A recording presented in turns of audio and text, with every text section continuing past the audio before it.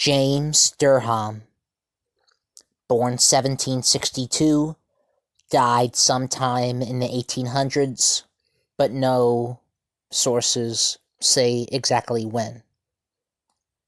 African-American physician.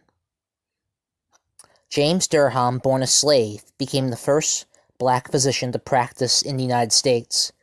His success in treating such life-threatening diseases as yellow fever and diphtheria earned him the respect of many prominent doctors, notably Benjamin Rush of Philadelphia.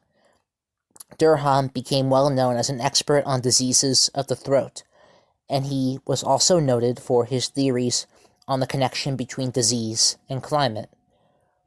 Durham, or Derham, he was known by both, but he spelled his name Durham, was born in Philadelphia on May 1st, 1762. Philadelphia at this time was an important base for the Quakers, a religious sect that opposed slavery and later became active in the abolitionist movement. Although there were slave owners in Philadelphia, they were often more lenient than those in agricultural areas, particularly in the South. The family that initially owned Durham taught him to read and write and gave him some schooling in scripture. While still a child, Durham was sold to Dr. John Kersley, Jr., a highly regarded physician. Kersley gave young Durham his first experience with medicine, allowing him to compound simple medicines and perform rudimentary medical duties. Kersley died in 1772, and Durham became the property of Gregory West, an apothecary. At the war's end, he became the property of yet another physician, Robert Dove, who had emigrated from Scotland to New Orleans in the 1770s. In New Orleans, Dove gave Durham additional medical training and allowed him to assist in numerous medical procedures.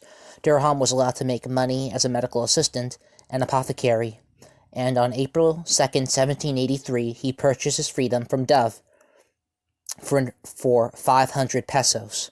Durham opened a medical practice and soon became well acquainted with the diseases common to the New Orleans region. He also learned to speak French, in which he became fluent, and some Spanish. Other blacks before Durham had earned reputations in medicine in colonial America. One slave had found effective treatment for certain skin diseases. Another one had been able to cure scurvy, but Durham was the first black to serve as a bona fide physician.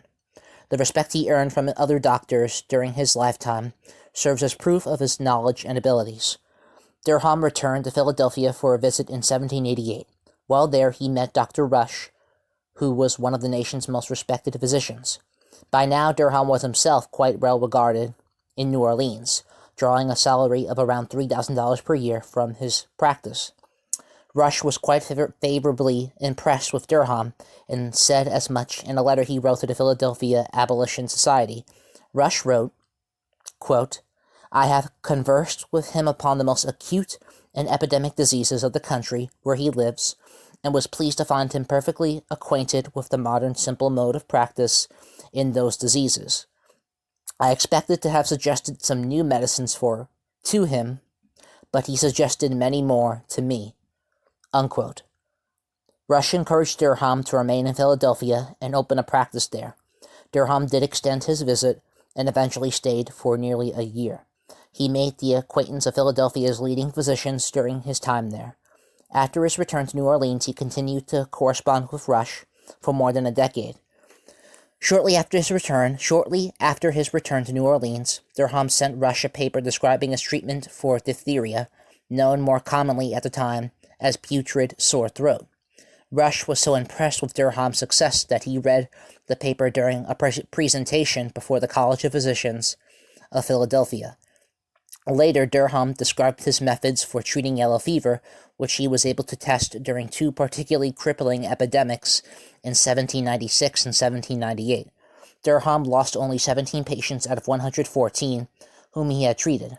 Diseases such as yellow fever were common in semi-tropical climates like that of New Orleans, and Durham became an expert on how diseases and climate related to one another. Despite his success, his lack of a formal medical degree eventually meant the end of his practice in New Orleans. In August 1801, when Durham was only 39, New Orleans City Council decreed that all medical practitioners must have degrees and licenses. They did make special provisions for Durham to continue treating throat diseases, but what ultimately became of his practice remains a mystery. He did write to Rush in 1802, asking for information on cowpox, from which he believed New Orleans might be suffering an epidemic. In an 1800 letter, he had also mentioned to Rush that he might wish to leave New Orleans and settle elsewhere, possibly Philadelphia. His name does not appear in the 1805 edition of the New Orleans City Directory, which would indicate that he left sometime between 1802 and 1805, but if he left any sort of paper trail, it has not yet been discovered. Citations are in the description.